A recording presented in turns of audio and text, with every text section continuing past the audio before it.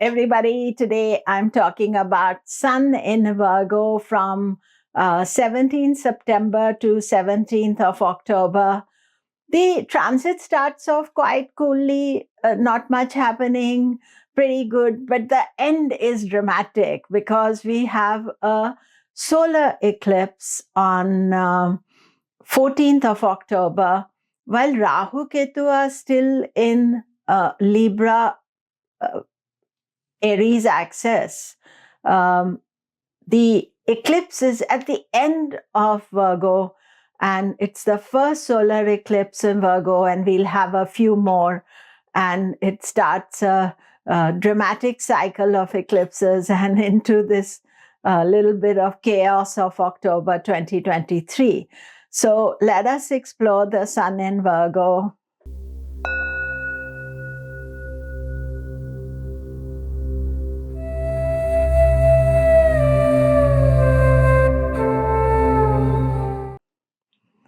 Hello, I'm Komilla Sutton, and we are talking Sun in Virgo. Do remember to subscribe, press the bell notification.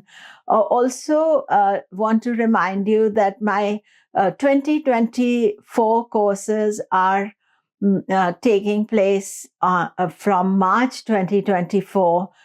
There are 4 courses, and there'll be foundation, rules of interpretation, prediction techniques, and then the advanced courses on planetary yoga. Let us explore Sun in Virgo, 17th of September to 17th of October.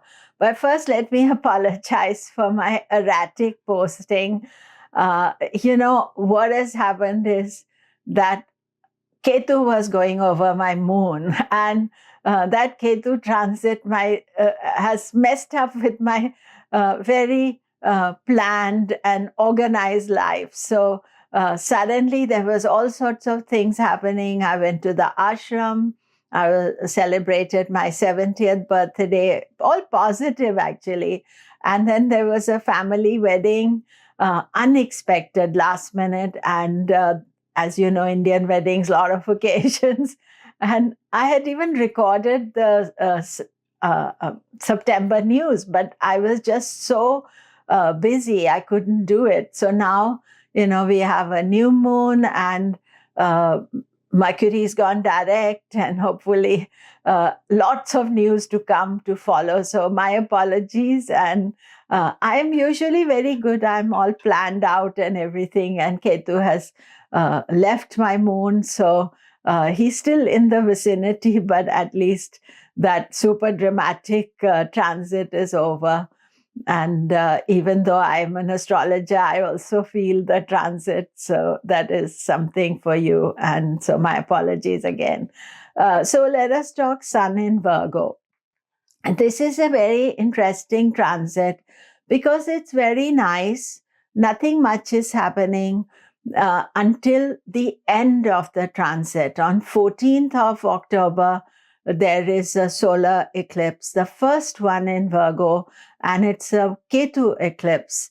Ketu will still be in Libra. It's kind of 0 degrees Libra, but Sun is the end of Virgo. So it's quite a dramatic end to Sun in Virgo. So we have to enjoy the early part of the transit and then to watch right at the end. And it is also kind of moving towards Sankranti. And that is a key factor when we explore this energy. And then I will be talking about the eclipses separately to tell you all the details. But right now, let us see what Sun in Virgo is doing. Now, another factor about Sun in Virgo is that there is important festivals, and we have a Shrad or Pitri Paksha. I have on my website, komilla.com, I have an article about it. I'll put a link below. But the Pitri Paksha is celebrating the forefathers and those who have passed on. There is a festival for it, and that starts on 29 and lasts for 14 days, 15 days. It's a dark half of the lunar fortnight. And then it ends with Navaratri, the celebration of the goddess. So you see, this Pitri Paksha is very important, that we remember those who have passed on and we do something positive for them.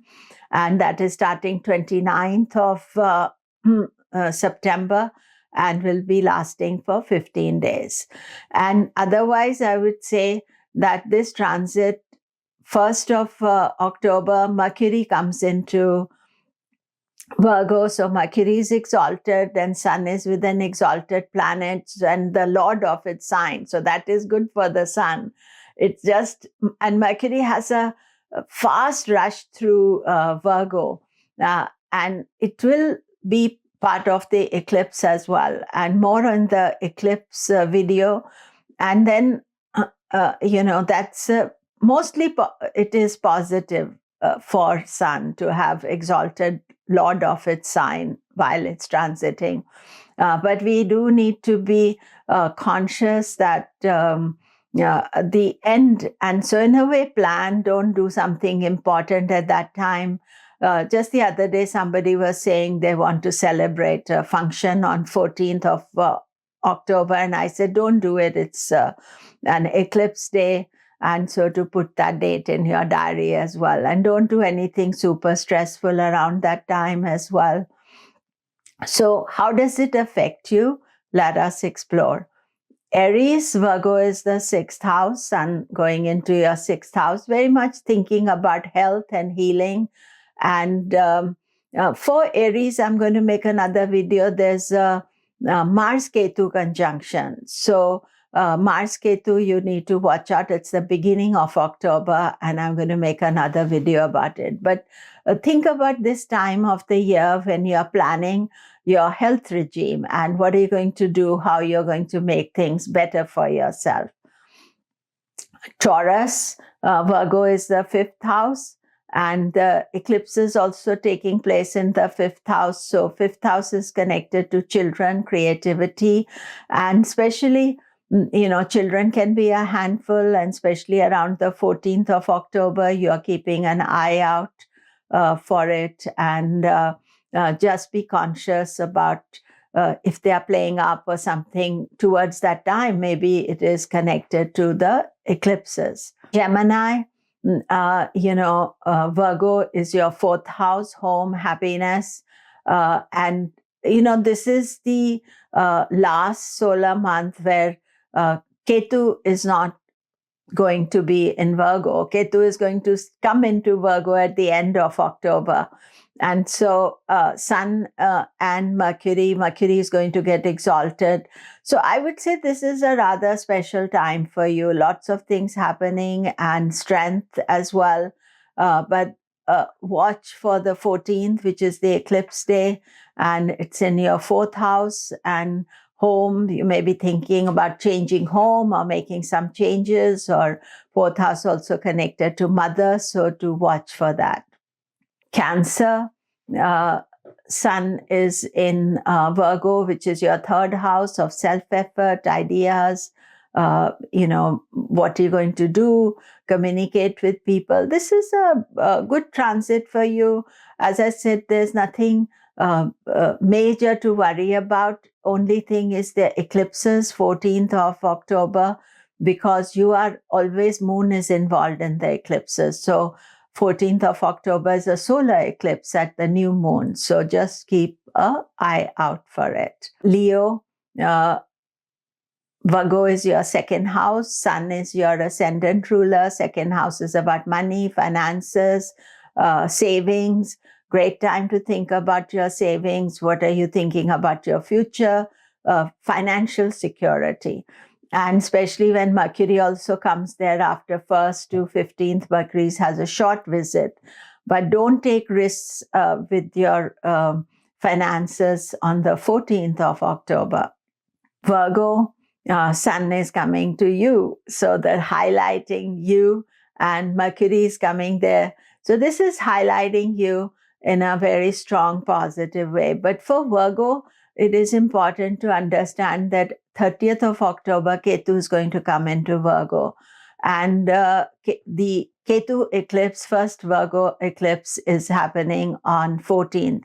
Now, usually 14th October, usually nothing happens around the eclipse. It's sort of like a indication to you that you're thinking of making some changes and working with them. And so you are watching out and keeping life simple around that time, and enjoy the run up to the eclipse. But at the eclipse day, and then after that, early November, Ketu is going to be in your Lagna. I'll be making a separate videos on this. Libra, one good thing for you is that Venus has finished its retrograde. It is gone direct. Now, Sun is in Virgo, which is your 12th house. So 12th house is always the house of expenses. And Sun goes into the 12th house. So it's highlighting loss, expenses. So you have to be tight with your expenses and careful of how you spend and what you do. That, I would say, is the key factor. And then the other thing is this, that 12th house also a house of spirituality. So you may think about how you can do some spiritual work, meditation. Those things would be good things for you to do. Scorpio, Virgo is your 11th house. This is a good transit. At the start of this transit, Mars is also there. And so focus on your earnings and earning potential. And, working, what do you want regarding your financial, health. It's earning is different from saving, but here, you are thinking about it, and Sun is a positive planet for you. You do need to plan for Ketu transit into your 11th house. Ketu is also co-ruler of Scorpio. So in a way, that is going to be an extra energy for you. The eclipse in the 11th house can affect on the day, but just be cautious about it. Sagittarius, Sun is in the 10th house. 10th house is a good transit for you. It's about career and future and what you want to do. And then the 10th Lord is also joining there, and Mercury will go into your 10th house as well. And that is positive too. So I feel that,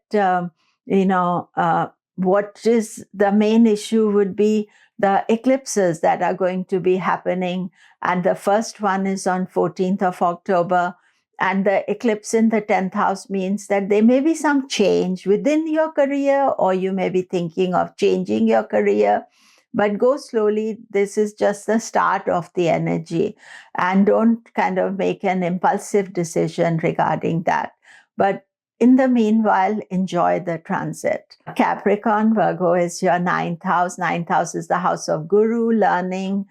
Wherever Sun goes, he highlights that area. So you may be thinking about learning, studying, doing something special at this time. And also, it is related to father.